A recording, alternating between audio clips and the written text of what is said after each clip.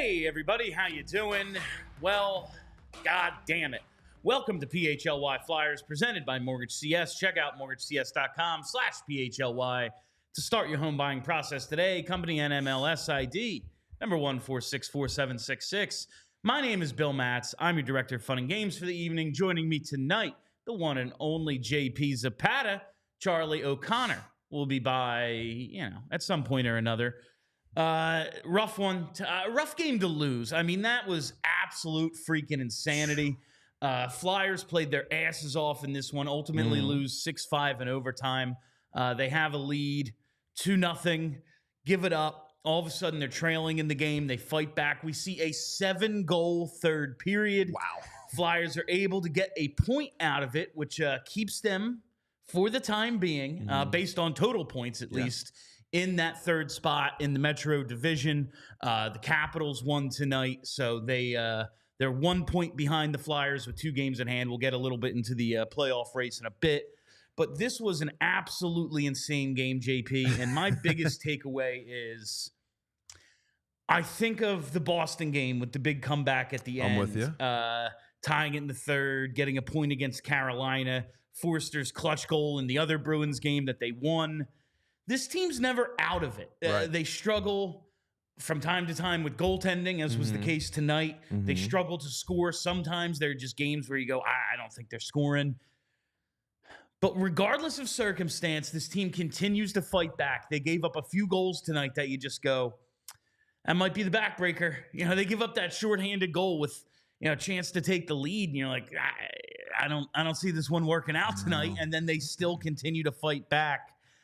I really, really want to see this team in the playoffs because their games are going to be freaking madness. Yes. Yeah, no, absolutely. And first off, we got to ask everyone here tonight, were you not entertained? Because that was an entertaining game, despite what the result may be. But, Bill, we're going to talk about some little things. We'll talk about the standings that may concern us all. But if you look at this game, to me, there is a positive. Because, again, Bill, you went up against one of the top teams in the East. You went toe-to-toe with them. And by the way, this is a Flyers team that averaged just less than 3 goals a game, and they put up 5 goals here tonight. So on Igor Shesterkin, who has been on a heater lately. Exactly. He started the season slow. It looked like it was like his 90-year-old John Quick going to supplant Igor Shesterkin here. Quick kind of kept their season alive, and now you see they're in the President's Trophy race. Shesterkin has really turned it on, and you saw his numbers during the broadcast against the Flyers, 11 starts, a .940 save percentage. Not quite the case tonight. Now, he did make some big saves, and the Flyers really peppered him, especially in the third. But ultimately, you got 5 goals on one of, if not, one of the 3 best goalies in hockey, probably. For sure.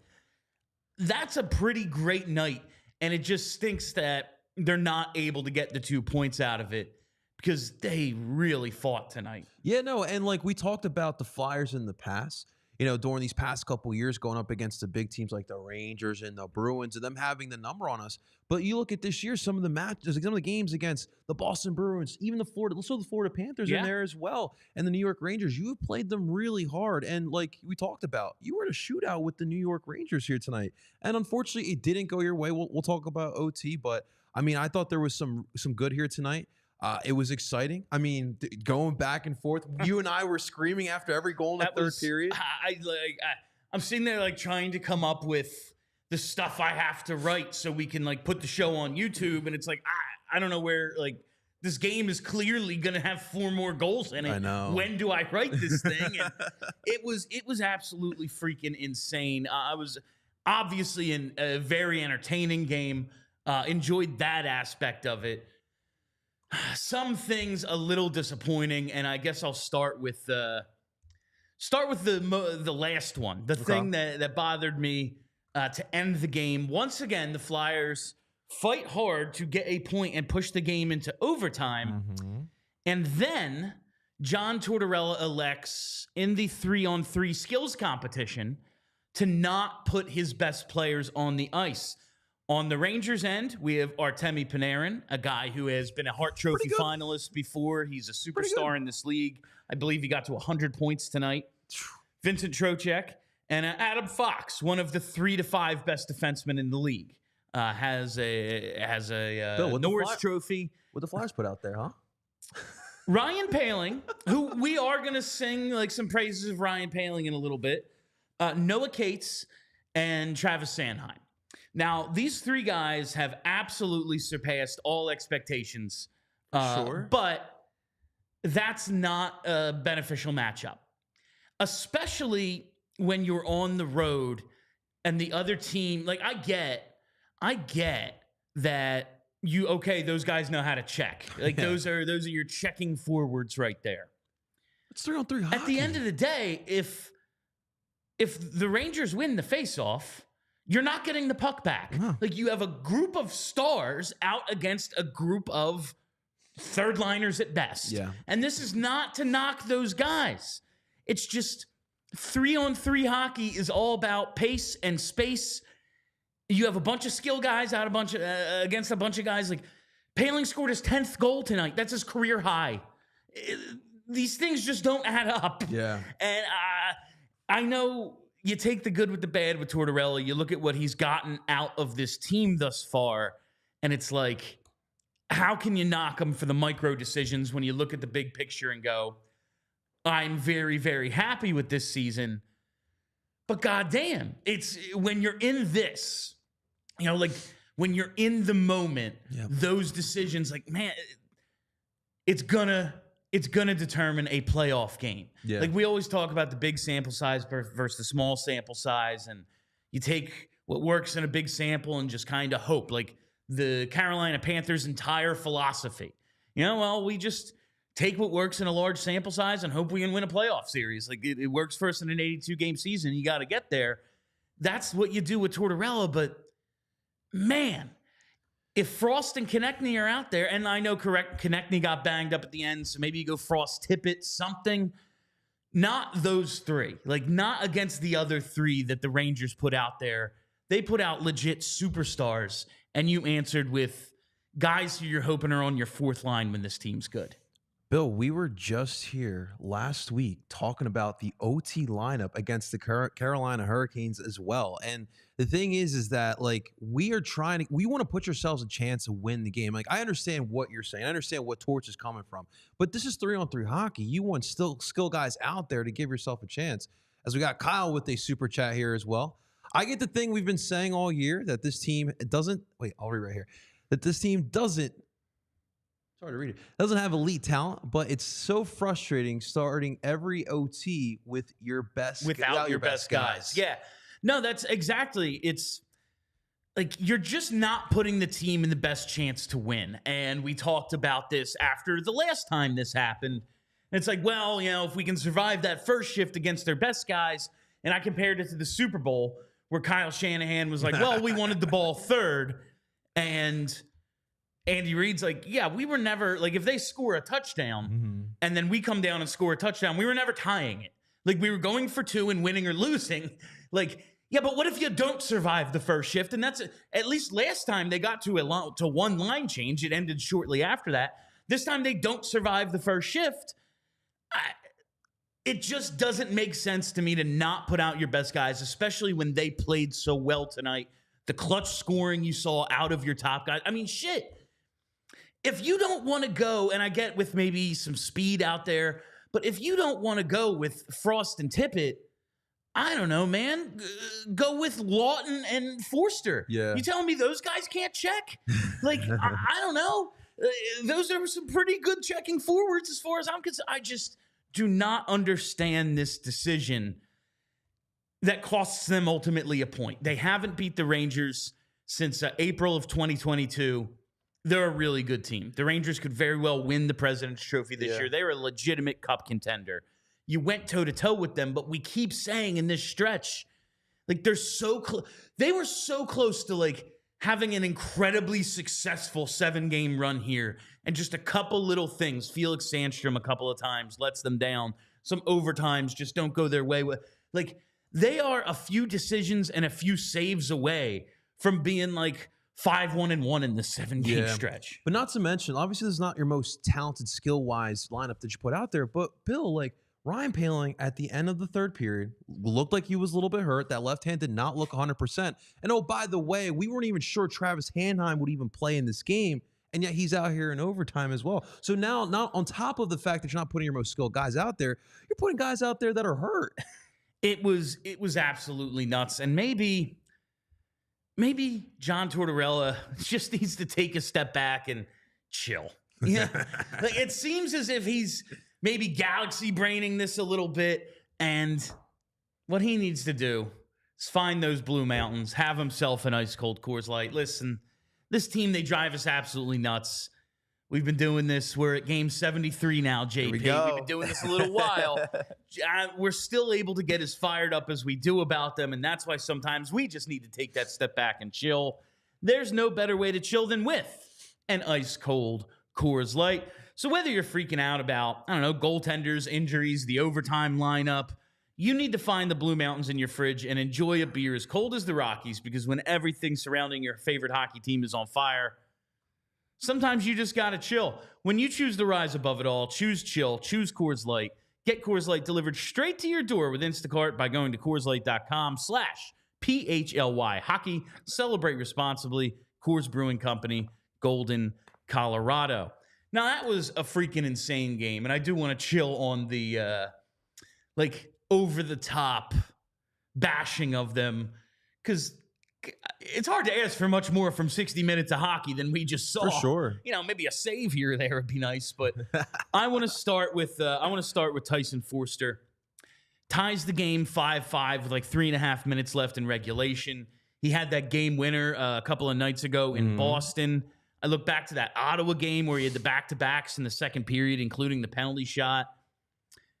He has been clutch for this team. He has. And I got this question in the Discord for Mailbag Monday, but I didn't see it till tonight because I always forget to check Discord. But if you're a diehard, Charlie's in there all the time. And if you just want to, have a conversation with a bunch of other diehard Flyers fans, become a PHLY diehard, and you get access to our Discord. But JChime90 asked me, if you check here for Mailbag Monday, is there someone besides the first line that could have an RJ Umberger versus Montreal impact on a playoff series, someone from outside the expected scoring leaders that could exploit being a depth piece versus other depth pieces? Tyson Foerster's that guy for me. I realize he's kind of bounced around the lineup, whether you want to call him second line, third liner right now. But he's that guy. We talked a few weeks ago about who needs to step up for this team, and it was when Travis Konecny still hadn't really scored since he came back from his injury. Owen Tippett really hadn't got it going yet. It's like, well, it's the veterans, it's the highly paid guys, it's the dudes who've been here before. If you're leaning on Tyson Foerster, dude is a rookie. Yeah, like he's a responsible two-way player, as we've seen, and he's got the scoring touch lately, but back off on thinking maybe he's going to be one of those real clutch guys for you. During this stretch, he absolutely has been. I realize tonight it's not exactly a goal scorer's goal, but this is how, it's what we've been saying about Tippett and Forster, how you go from 20 to 30 and 30 to 40. You have the skill, you have the shot. How do you tack on those extra 8-10 goals to make yourself that much bigger of an offensive contributor? You get your ass to the net. You go to where goals are scored, which is in that blue paint, and you battle. That's what Tyson Foerster did tonight, with some help from Ryan Poehling and all the guys down low. Or maybe it was Hathaway. Yeah, Hathaway on that one. I am just very impressed with what we've seen out of Tyson Foerster lately. That is what we want to see. We always talk about that. We'll talk about Bobby Brink too, because Bill, I love Bobby Brink's game here tonight. But Forster, look, there was a point early on in the season where he wasn't scoring those goals, but he was doing those little things, doing the forecheck, doing that dirty work, and now the goal scoring is coming. And what you're seeing right now, Bill, is a young kid who's confident, and he's flying high right now. And that goal tonight, the fifth goal, right place at the right time, and that's what you want to see from a guy like Tyson Foerster. No, you're right. You're looking at some of these veteran players step up, but a guy like Tyson Foerster, a lot of these young players that are behind these vets, they are stepping up and making big plays. And for Forster, man, it's a lot of fun, especially he's been on that line with Hathaway and Poehling, which is always a lot of fun, no matter who's paired up with them. Obviously, Cates was with them for a long time, but now, I'm excited to see what Forster's going to do with the stretch, man, because he's hungry right now, and you could tell. And it's kind of crazy. He went through such a period this season where he just could not put the puck in the net. And he was doing all the little things to keep himself in the lineup. But ultimately, he was a first-round pick because he can score. Right. Like, that's why he's here. And all the other stuff is what makes him, like, extra valuable. But goal scorers need to score freaking goals. Even with that prolonged stretch where it was like, man, what? This guy's got a great shot. He's always in the right place. Puck's just not going in. What's the problem? He's at 19 with 9 games left. That's insane. He's going to get to 20, 22, 23 goals probably. That's a hell of a rookie season for this kid. That's very, very impressive for a dude who had the struggles early, just putting the puck in the net, having the prolonged scoring slumps, and now you're talking about that confidence. Like maybe the one thing that was missing, he's feeling it right now, and that's absolutely huge for this team. I think he could be one of the guys who has the unexpected impact on a club. Like if they're going to pull an upset in the first round, you know, whether it's against Carolina if they hold on to this 2 seed, whether they fall to the second wild card spot, at which point they'll probably be could be the Rangers as well, could be Boston. We'll see how it plays out.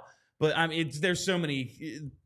The President's Trophy and Eastern Conference, like top 4, it's kind of in flux right now. But one of those top teams, Boston, Florida, the Rangers, maybe Carolina, if you're going to pull an upset, no matter who you play, it's going to be a freaking upset. Like, it's going to take depth scoring like that, the unexpected guy. And Tyson Foerster being this force is one of those things that could help you out there. So real quick, I want to give an update here on the rookie scoring. So obviously we don't know. I don't know if Chicago, Minnesota, if they play tonight, but Bedard's still in first with 21, Rossi with 20, and Tyson Foerster in third there with 19. So he's right there with the tops of the rookies, man. It's crazy with that start of the season we're at now. He's had an incredibly impressive rookie season. I just want to see him finish this thing out and maybe get a few playoff goals. You know, those regular season goals are real nice. Those playoff goals, though, those are money, man. You make money by scoring in the playoffs, and I'm hoping to see him do that. Someone else I think could have maybe an unexpected impact, and we're criticizing the use of Ryan Poehling to start overtime, and I think that criticism is warranted, but he has been really impressive, I think, lately. Like, there's a reason Tortorella is leaning on him the way he is. And he scores a goal on the power play tonight. Yeah. And that's 3 games in a row. Like, despite this power play absolutely sucking, they've scored 3 games in a row, which is shocking somehow. But we've talked about the lack of high-end talent the same way we talk about the 3-on-3 overtime. And that's kind of what's holding the power play back. Mm-hmm. They need the quarterback, the guy who just kind of takes over, whether it's a defenseman at the top, whether it's a distributor down low. They just need the one guy who owns the power play. They also need a consistent net front presence. The net front presence has good point. Been something that helps that makes the power play go for as long as I can remember. Now, John LeClair also had the huge shot, but he was absolutely awesome getting deflections and rebounds down low during his time. You think back to Mike Knuble, and I think the Knuble comparison to Poehling is maybe a little apt. Now, they're different players. Like, Knuble is a straight power forward, going to get down low, and he'll score a goal off his face. You know, he was just going to battle his ass off in front. But Mike Knuble was 30 years old the season he scored the year he had his first 30-goal season. And I'm looking at Ryan Poehling and how he might be able to progress and make himself more valuable for this team. And listen, it's 1 power play goal. This isn't, he's got, 9 straight or something. But he is, in today's game, 6'2" and about 200. Yeah, like, that's a bigger body that you could get down low. We know how fast he is, so he can help you out on the forecheck. He can score a little bit, chip in from time to time. I think maybe you look at a guy like Zach Hyman, who's just right now for he just passed the 50-goal mark for Edmonton. Playing off their higher end guys is a complimentary piece, but a complimentary piece who tap-in merchant, they count too, and you need those goals. You need top six forwards to have somebody who just battles for you, especially on the power play. Yeah. I think maybe Paling could fill that role for this team.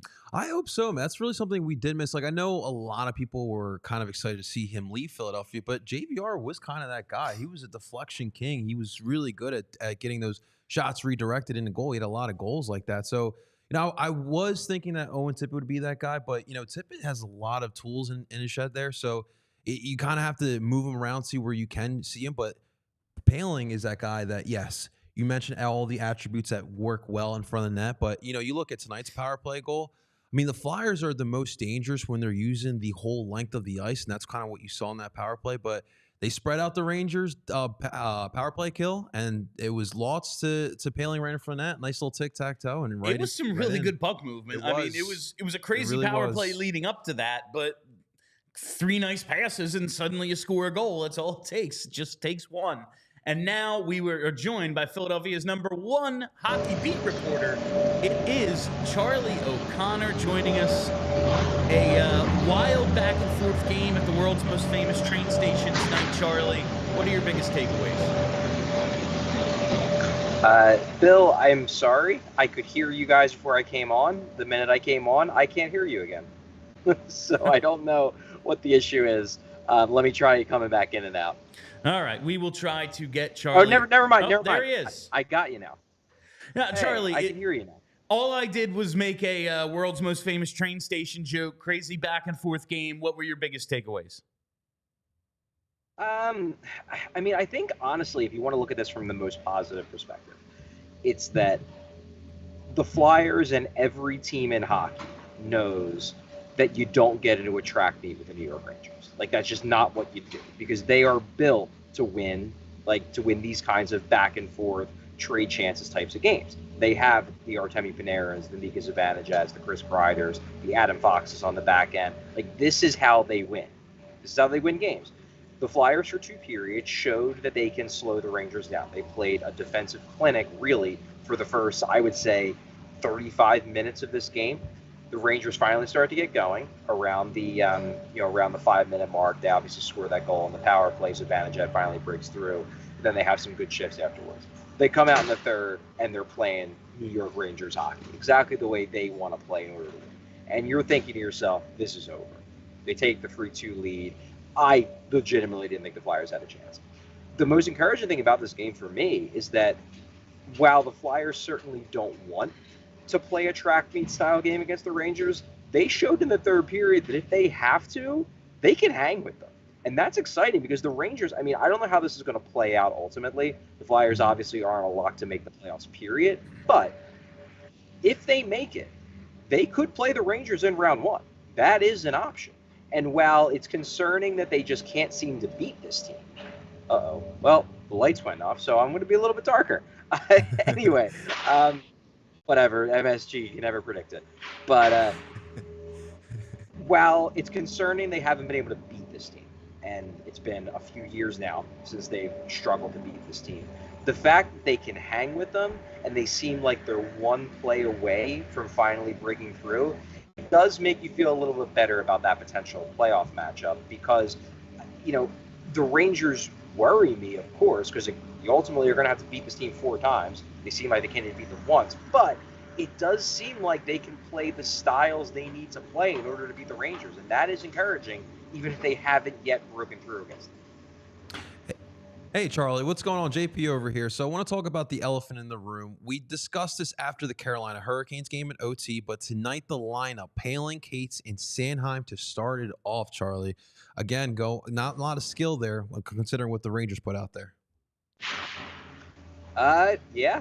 I mean, as soon as they did it, it jumped out at me. And, oh boy, they're doing this again. Let's see how it works out. And then the Flyers don't touch the puck for the entirety of the overtime, and Rangers score, game over. I had every intention of asking John Tortorella why John Tortorella chose not to speak after the game. So we got Brad Shaw for the so the Flyers have lost 3 times over the past week. They lost the overtime game to the Hurricanes. They lost the Florida game on Sunday, and then they lost this game. 2 of those times Tortorella has chosen not to speak. The one time he did speak, he spoke for 39 seconds. So take that for what you will. What I will say is that I did ask Brad Shaw, and I prefaced the question with, look, this might be a better question for Torts, but it's the important question, why the Poehling duo to start overtime? And look, Brad Shaw, I'm not gonna rip Brad Shaw for his answer, because in the end, this is the head coach's decision, not the assistant coach. And it's not like the assistant coach is going to go out there and say, yeah, I disagree with my boss. But essentially what Brad Shaw said, which is exactly what I assumed the thinking of the coaching staff is on this, is that Poehling is a really good two-way player.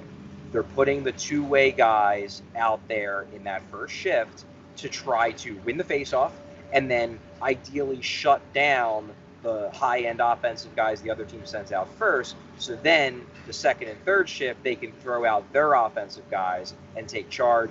Shaw also basically said, look, he thinks that Poehling has earned the right to be out there. He said it obviously didn't end the way they wanted, but Shaw thinks he's the right guy to be out there.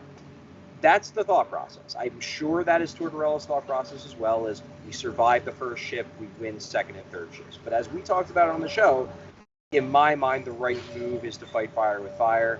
I know that Morgan Frost and Owen Tippett are not as talented as Artemi Panarin. We all know that. But you know who also isn't as talented as Artemi Panarin? Ryan Poehling and Noah Cates. And the gap is significantly larger with those guys versus Panarin. With that much ice, I don't know. I'd like to have people on the ice that I think have a better chance of getting a goal rather than just having the best chance at maybe preventing a goal. And even here, they didn't even do that. And this isn't me shitting on Poehling and Cates. I think highly of both of them as players. I strongly disagree with this decision. I don't like the fact that John Tortorella didn't go up there to justify it.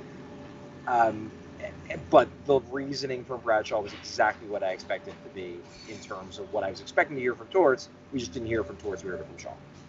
Yeah, this is getting a little ridiculous, Charlie, with the coach just kind of, yeah, I don't need to tell you shit, even though I demand accountability from everybody and, you know, make a fool out of reporters every chance I can. But, you know, that's part of the Tortorella show. We'll never not have jobs covering this team. Charlie, I don't want to focus too much on the negative because that was a fun freaking game despite the result. And the Flyers do pick up a point. That keeps them, at least for now, in that third Metropolitan spot. And we got a question in the Die Hard Discord from JChime90. And he just kind of wondered, outside of, you know, the top-end guys who we expect to score, who do you think on this team could have like an outsized impact on a potential playoff series? And he referenced RJ Umberger against Montreal. My answer to that is Tyson Foerster, because he has been so clutch for this team lately. What do you think? Yeah, that was before you even gave your answer. Forster was the guy I was thinking of. Obviously, he has one of the many big goals in the third period. You had to love the emotion from him, that celebration after the goal. That's the kind of stuff that makes people fans of a player when they see the player that pumped after scoring that kind of goal. It was a wild goal too. It almost goes in. The Rangers stop it. The puck bounces out, and then Forster buries it. It was just a fun little chaos play. But yeah, I think Forster is that guy. He's that X factor in a playoff series because you see it. You know, you see the flashes of what he might be able to become. Just like how Claude Giroux, and I'm not comparing Tyson Foerster to Claude Giroux in terms of what I think he will necessarily become in the future, but you think of Claude Giroux in the 2010 Cup run. You know, during that season, he showed flashes. You know, he finished with like 40-something points. You know, you saw the talent, but it just wasn't all there. And then in that playoff run, he goes bonkers and is nearly a point-per-game guy, scores the game-winning overtime goal in the Cup final. Like Tyson Foerster does seem like that potential X factor in a playoff series because the talent's there. He hasn't put it all together yet in terms of being able to do it consistently and on an every night basis. But if he gets hot in the playoff series, it's a lot easier to tap into talent that exists rather than for a guy just to like turn into a superstar randomly for 4 games. It's much easier when it's there. It's just not there all the time because hot streaks happen. And Forster's the kind of guy who could potentially get on a hot streak at a really key time. He's been a big part of what the Flyers have done these past few months, to be honest with you. So that's the only reason why you might hesitate to call him an X Factor, because he might not be an X Factor anymore. He just may be one of their best 6 forwards, period. I think John Tortorella views him as much as that. But I love the idea of Tyson Foerster being a potential X factor in a playoff series. I think that certainly could be what he might be able to provide if the Flyers get in. Charlie, let's say on that positive train, I want to look at Bobby Brink. He really caught my eye tonight. 14:58 a time on ice, 2 shots. And he had that great opportunity in that first period. We had the nice poke check that led to a shot opportunity. What'd you see from Bobby tonight? I thought Brink had some really good shifts. That play obviously was great. He had some really strong shifts, I thought, in the third period as well. Look, he's a guy where I know Tortorella's had his issues with his defensive play, with his checking at times this year. I want to see Bobby Brink in every game the rest of the way. I don't know if he's going to play well in every game, but I want to see him in every game. I want him to get this experience. Like, Ole Luxell, sure. You know what? If you play him or you don't, that's fine. I personally would rather see Ole Luxell than, say, Cam Atkinson at this point, because Luxell might provide you something. I haven't seen pretty much anything from Cam over the last month and a half. But if you want to pull Luxell out of the lineup, I don't really necessarily view him as anywhere near a certainty to be part of the future anyway. I want Brink to be learning from these games. I want Brink to, 3 years down the road, when hopefully he is a 55, 60-point guy, and he's a key part of the second or third line of the Flyers and a key part of the power play or whatever. I want him in March, when the Flyers are battling for a Metropolitan Division championship, hopefully, for him to draw on the experience of what he learned in these games. So I want Brink in these games, and I think he deserves to be in these games. He's playing well enough to justify being in these games. I thought tonight, the box score maybe didn't look great, but he had some really, really impressive shifts. And when you're playing a guy like a third liner, like a bottom sixer, if he gives you 4 or 5 really impressive shifts in a game, I'm okay with that, even if he's not making an impact every single shift, because that's the job of the guys that are getting 19 minutes a night, not the job of the guys that are getting 13, 14. I want him to be an energy spark plug. That's what Brink has been recently. Yeah, we're getting a lot of all-star along the boards comments about Bobby Brink tonight, Charlie, and that's the references will never get old. We've talked a ton lately about the goaltending situation. Sam Ersson, I thought tonight through 2 periods, he stops 17 of the first 18 Rangers shots. We've seen him kind of step up against some of the league's really best goalies, and I thought, okay, here's another one of those performances. And then 5 of the last 9 Rangers shots end up in the back of the net. I thought on the shorthanded goal, he really needs to get his stick on that cross-ice pass. A couple of bad bounces. TK, blocks the shot, and then it ends up on Lafreniere's stick. But what did you see out of Ersson tonight? Because this was a little bit of a bummer in the third. Yeah, and Ersson said after the game he needs to find a way to make a few more saves. Look, you want your goalie to come up with some big saves. What I will say is that, by the same token, Igor Shesterkin is a great goalie, undeniably, and he gave up 3 goals in that third period. You want Ersson to make more saves, but that was just a chaos third period. That was a back and forth, helter-skelter type of third. It was unbelievably entertaining hockey. That was probably the most fun period I've seen this season. Not just Flyers related, but any hockey game this year. I think that was the most fun period I've seen. And sometimes in those periods, the goals are just going in because the shooters are feeling it and the goalies are just kind of hanging on for dear life. So, yes, Sam Ersson needed to have a better third period. But I'm not going to kill him for it, because when you're in the arena and you're having there's a period like that, it just kind of gets out of control. And even a goalie like Igor Shesterkin has given up 3 goals because, for whatever reason, the 2 teams are just feeling it and everybody's scoring. And that's kind of what happened there. Charlie, let's stay on that goalie talk. So, obviously, yesterday we had the news of ALLCITY Koloslov coming over to North America. Some misinterpretation. He's not coming to the Flyers right away, correct? Well, I did a piece on this for diehards only. So if you were a diehard, please check it out. It came out around 3:30, 4 p.m. today. This, I do think, is a case of just us believing that Twitter is the entire world, because it's Twitter that is losing its mind over Kolosov. Absolutely going crazy over him, because it's the perfect storm. It is people who are like eat, sleep, and breathe Flyers. Those people on Twitter also tend to obsess over prospects because they eat, sleep, and breathe Flyers. And it's people who think about Flyers all the time, so they're desperately trying to find a solution to the Sandstrom problem.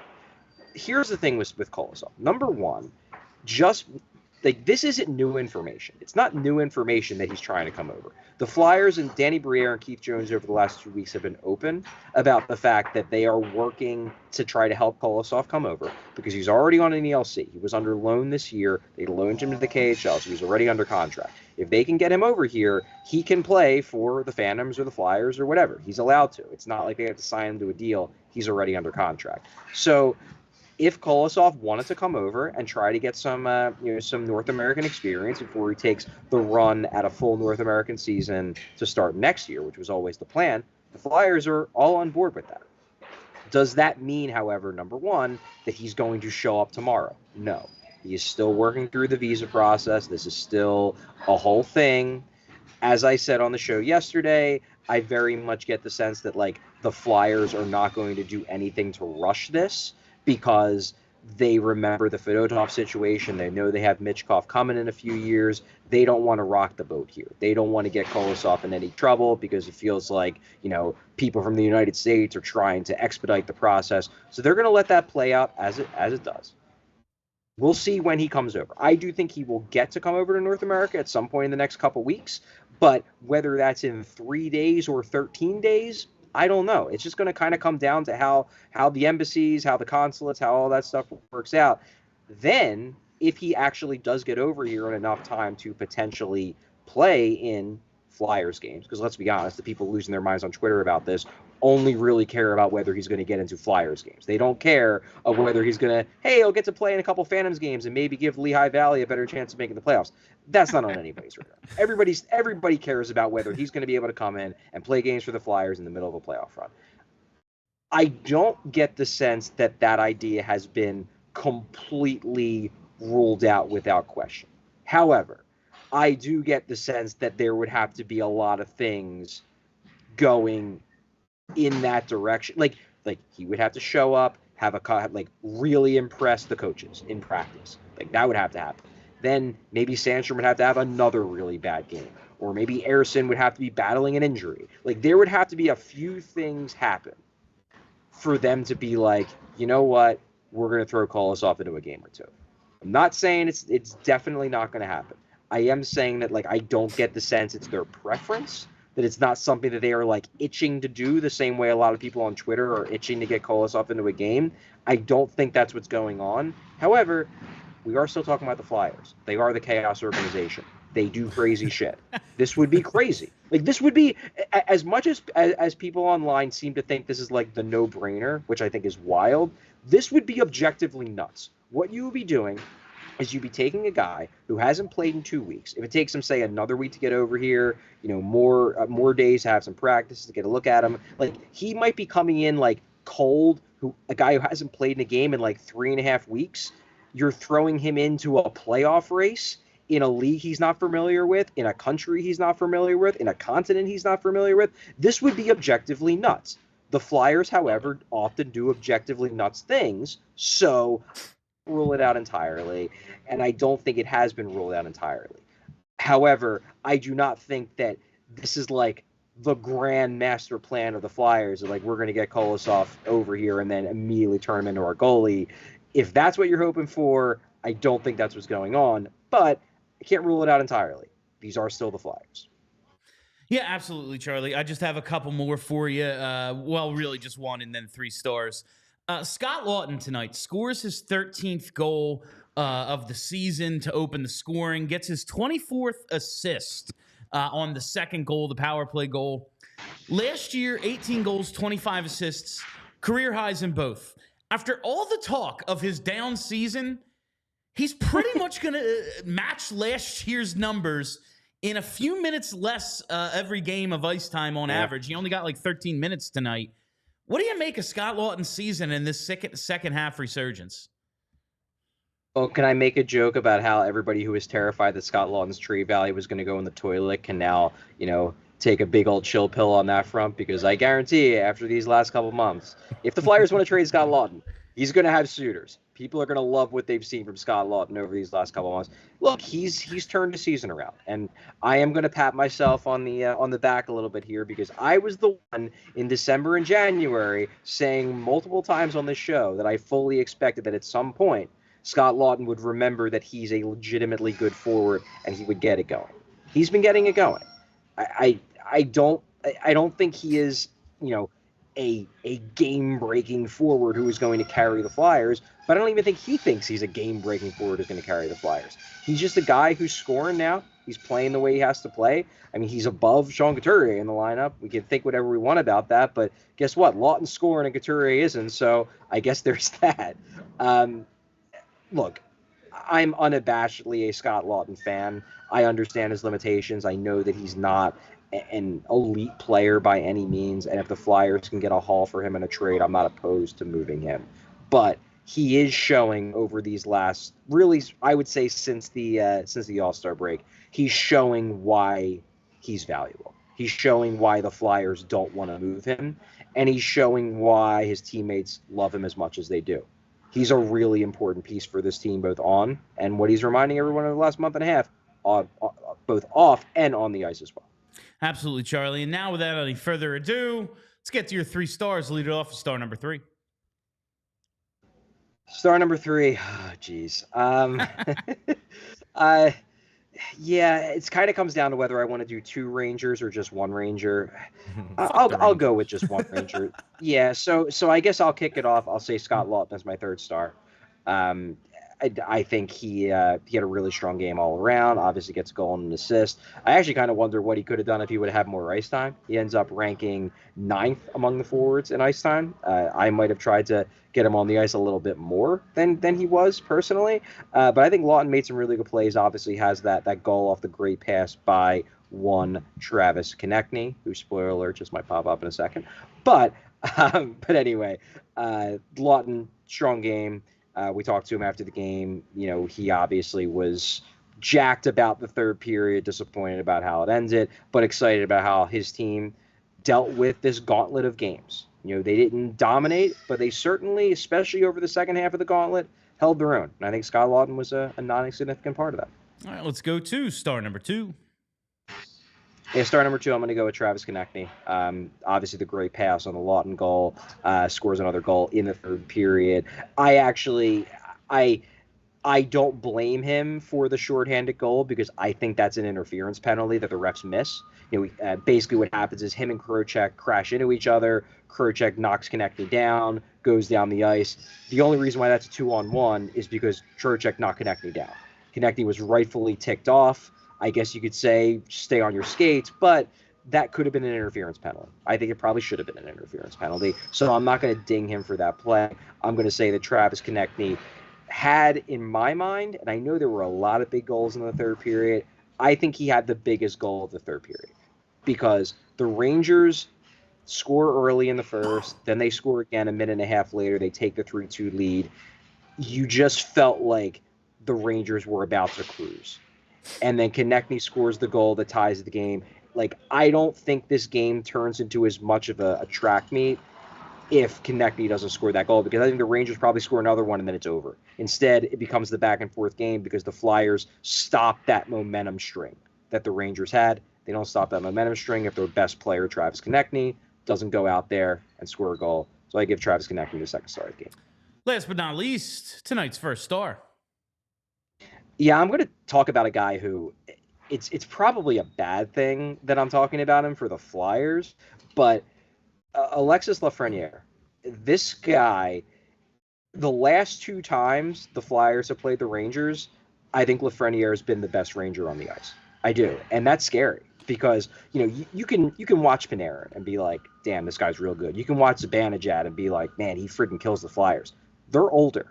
They're going to start declining. I mean, Panarin is already in decline. He's just so freaking awesome that even declining Panarin is still real freaking good. But hit 100 points for the first time. Exactly. Like, Lafreniere is young. He's going to be a thorn in the Flyers' side for a while. And for a few years, it looked like the Flyers had dodged that bullet, that maybe he wasn't going to be as good as they thought he was going to be when he was drafted 1st overall. When the Rangers get lucky in the lottery, you're like, man, the Flyers lucked out. Capo Caco and Lafreniere, they're not all that great. They're just decent players. The Lafreniere I saw in these last 2 games against the Flyers does not look like just a decent player. He looks like a guy who is really starting to come into his own. And I mean, that goal he scored with the puck, the shot that gets blocked, then he just rips it. I mean, that was a ridiculous release. Like, that goes back to what I was saying about Ersson earlier. Yeah, you'd love him to make a stop, and another stop somewhere. But, like, I can't get mad at him not stopping that Lafreniere shot. That was a friggin' bullet. And that was just kind of the period. There were a lot of really, really good plays being made by really, really good players. I'm giving Lafreniere my number 1 star. I think he was the best player on the ice in a game of a lot of really good players making things happen on the ice. All right, Charlie, thank you for joining us tonight. We'll talk to you again tomorrow from Montreal, I believe. So I'll be in my hotel room. Yeah. That'll be a lot of fun. Now, get yourself out of that dump before they close you in there and you're trapped with all the rats. All right, sounds good. Thanks, guys. Charlie. That is Philadelphia's #1 hockey beat reporter, Charlie O'Connor, coming to us from the world's most famous train station. Let me tell you for a minute about Olipop. Olipop is the world's first functional soda with a classic soda taste and the benefits of plant-based fiber, prebiotics, and other botanical ingredients to support gut health. Olipop is a new kind of soda with only 2 to 5 grams of sugar and 9 grams of fiber per can. Listen to this. 2 out of 3 Americans say they suffer from digestive issues, and 95% of Americans don't get the daily recommended amount of fiber. Olipop is tackling both of these issues with a drink that tastes just like soda. Listen, prebiotic fiber, it's the food source for the beneficial probiotic bacteria in your gut, and Olipop has 9 grams of prebiotic fiber in every can that can help support your digestive health. And listen, when you've got a gut like mine, you got to keep it healthy. Gut health, that much more important. Olipop is available online and available in almost 30,000 retailers nationwide. Most importantly, it's available at Wawa now, baby. Olipop's debut in Wawa couldn't be more of a match made in heaven. It's a delicious, healthy drink, meeting a convenience store where we already get everything else for our day. I love Wawa. You know this about me. I have a Wawa sticker on my laptop. Now I can get my Olipop fix there. And I am a big fan of the Olipop, the flavors that they have at Wawa right now. Classic root beer and strawberry vanilla. I've told you I'm more of a traditionalist when it comes to soda. Cola is more my thing.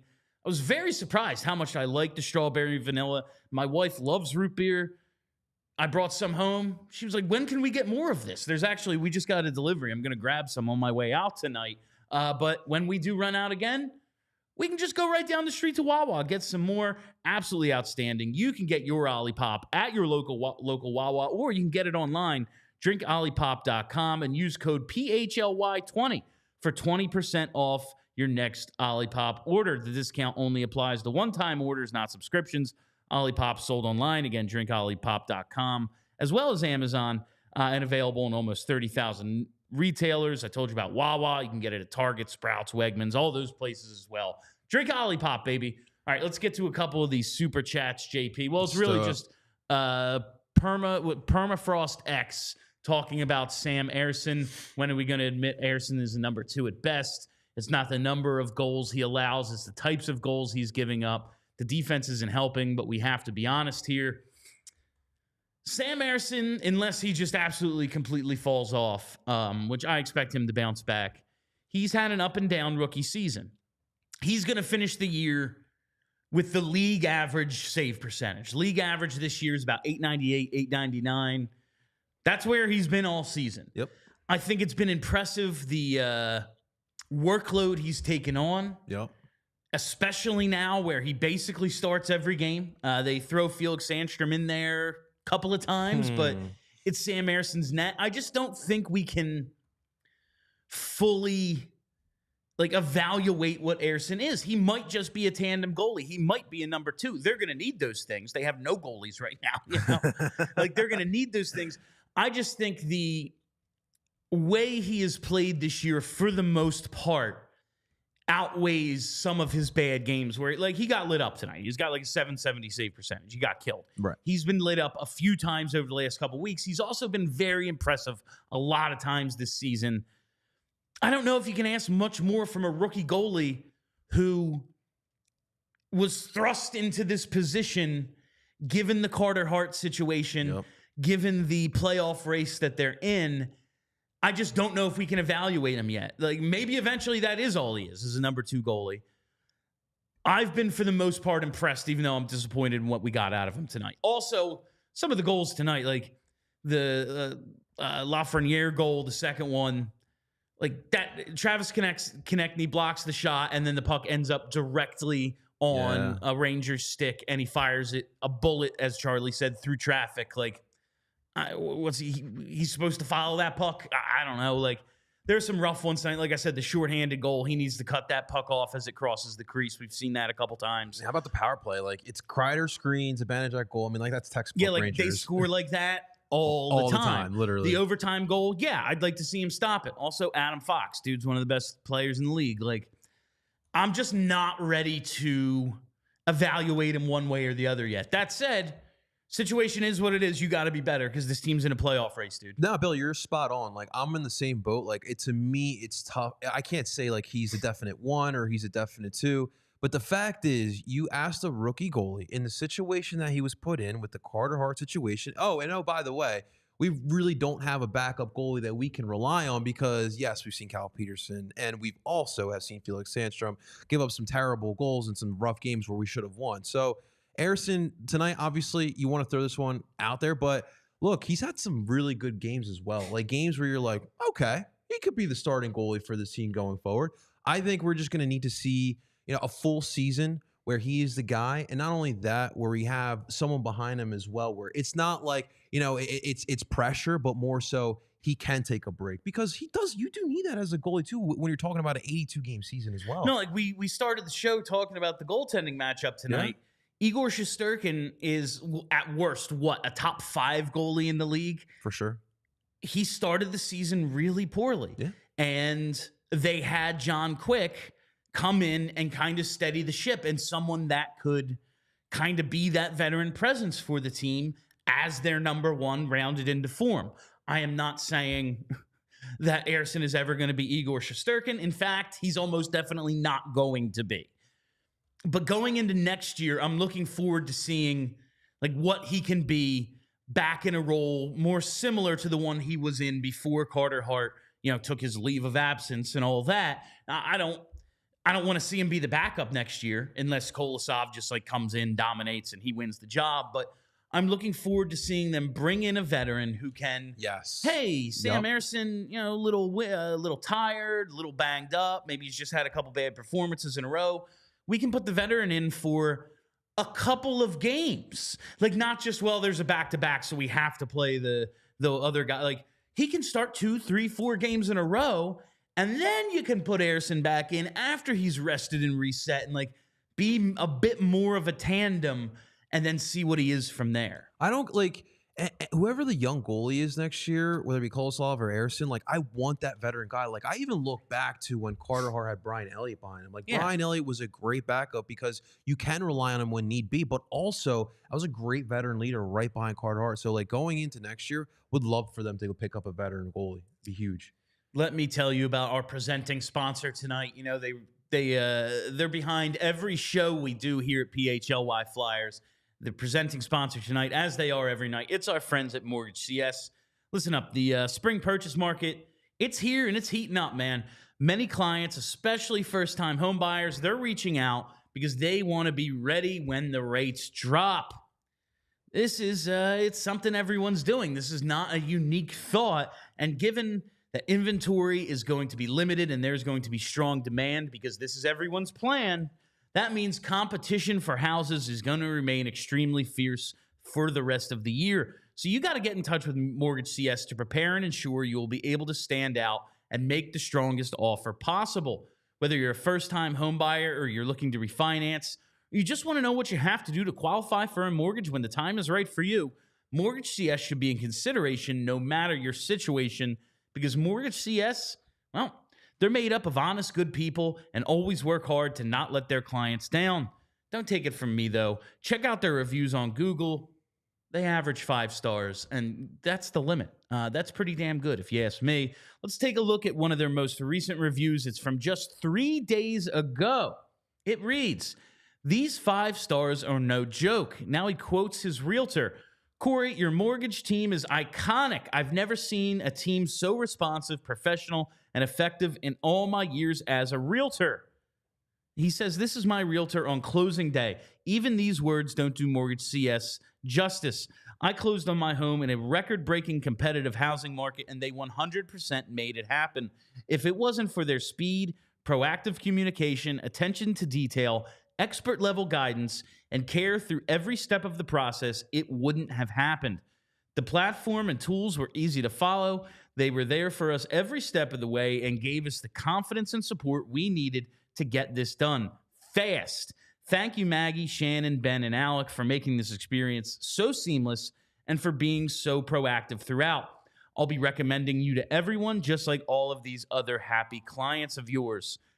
These reviews are so good, you think I'm making them up. They're not. You can go to google.com. Google Mortgage CS right now. It's the first one that shows up when you Google new, when you sort by newest. I'm telling you the truth here. And this is what I've been telling you about Mortgage CS all season long. So when you hear the word mortgage, think of Mortgage CS. Think of Ben and Alec. You can save the CEO Ben Stucker's telephone number right now, 267-391-7425 to your home. Email Ben at mortgagecs.com. Call or text anytime, day or night. If you're not in the housing market, not quite yet, maybe you have a house, you're happy, you're not ready to jump into the market, talk some Philly sports. What the hell's Tortorella doing? Starting his 4th line in overtime against a bunch of superstars. Is he ever going to talk to the press? Yeah, will he ever talk to the press again? I bet you get more answers out of Ben than you do John Tortorella. That's for certain. Check out mortgagecs.com/PHLY to get started today. This advertisement is not a commitment to lend or extend credit. Mortgage CS is an equal housing opportunity mortgage broker. All loans are subject to credit approval. Certain restrictions may apply. Company NMLS ID number 1464766. Visit mortgagecs.com for more information. I'm going to take a look at this playoff race before we get out of here tonight, and it's tight, man. The Caps are coming, and as they said on the broadcast, we got the worst case scenario out of the Capitals and Red Wings game tonight. It, of course, goes to overtime. It's a 3-point game. The Caps end up winning it. They get to 81 points. They still have 2 games in hand. They are in that second wild card spot, but are somehow still ahead. Is that 562? Yeah, they're ahead of the Flyers by points percentage, but the Flyers have the total points lead right now. Yep. It's tight, man. The Flyers, if they are going to hold on to this 3rd seed, which I just really want to see them do, because making the playoffs, no matter what, is an accomplishment. For sure. No doubt. For sure. They're rebuilding. They don't have high-end talent. They lost their number 1 goalie in January. Like, this whole thing, this entire season has been insane from beginning to end, basically. 9 games left. After tonight, it doesn't seem as if it's getting any less crazy. They just played a 7-goal 3rd period, and that's not the first one this month. This is going to be really, really tight. And you look at the Flyers' upcoming schedule, they have to take care of business against the teams. The gauntlet is over. Yes. The gauntlet is over, and they are still holding that 3rd spot in the Metro, if only because they have the games played advantage. But you look at what they have coming up now. Montreal on Thursday, must win. Saturday, Chicago at home, must win. And then the Islanders, you can put them away. You can drive the stake into them next Monday. And then next Friday, Saturday, back-to-backs at Buffalo, at Columbus. Will Bill throw his beer at the Wells Fargo Center? There's a really good chance. But you're just looking at these next 5 games, I don't want to say they have to get 10 points. But they have to get 10 points. Like, they should win 5 in a row. Yeah. That absolutely should be the case. Then they have Montreal again. Yeah. That Rangers game, those last 3 games of the season, the Flyers still now, with tonight's loss, have not won a Metro Division game since December 19th, an overtime win against the Devils. They got to end that streak soon. You know, they have the Isles. They have the Rangers again. They have the 3. They have Columbus in there. Somehow they've lost to Columbus this season. Granted, it was an overtime, but you should never lose to Columbus. No. They need to end that streak against Metro teams, and they need to hold on to this 3rd seed because it seems like that should be the goal now. Like, yeah, you can get in even though you get passed in the standings by the Caps.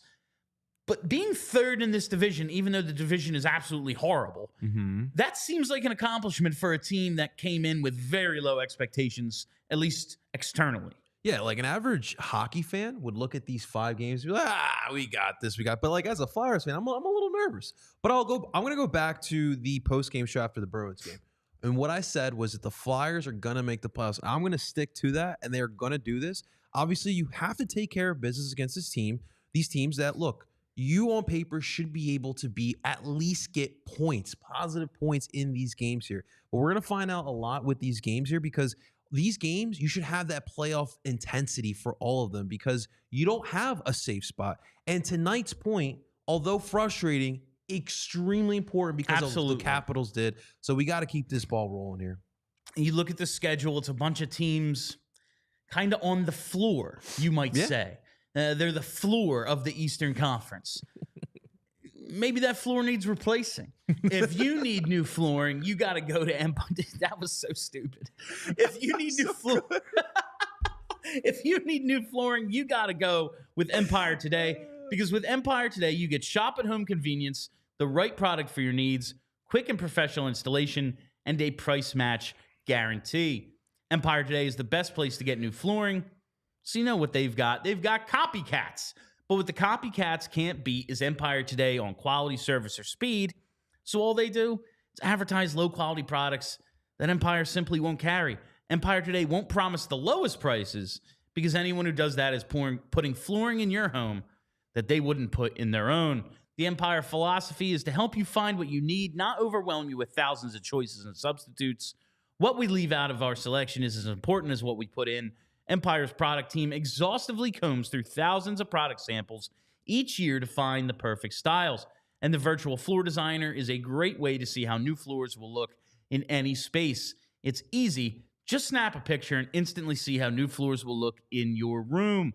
Schedule a free in-home estimate today. All listeners can receive a $350 off discount when they use promo code PHLY. Restrictions apply. See empiretoday.com/PHLY for details. And as always, 1-800-588-2300 Empire Today. Oh, I love it. I love it so much. All right, well, I think that will just about do it for us today on PHLY Flyers. We'll be back at 3 p.m. tomorrow with another live show. I'm pretty sure JP will be there with me. Be here. So that's going to be a good time. Charlie will be joining us from a Montreal hotel room. Or he's going to be like, oh, my Wi-Fi. I don't know. We'll see. I lost my mic. That French Canadian Wi-Fi. I only make fun of him because I know he's not going to watch the rest of this show, so I can bust his balls, and he's not going to think I'm like making so it's great. But we'll be back tomorrow. Obviously, post games on Thursday and Saturday as well. Make sure you are subscribed to our YouTube. Follow the YouTube. Set those reminders. Never miss a live show. Follow us everywhere else. You watch all of our shows. You know where to get us. Twitter, the podcast, all that stuff. Just search our name and you'll find us. That'll do it for us. Thank you all for listening. Thank you for hanging out. My name is Bill Matz. For Charlie O'Connor and JP Zapata, have a great week, Philly. Screw you, Rangers. We all silly like the mayor.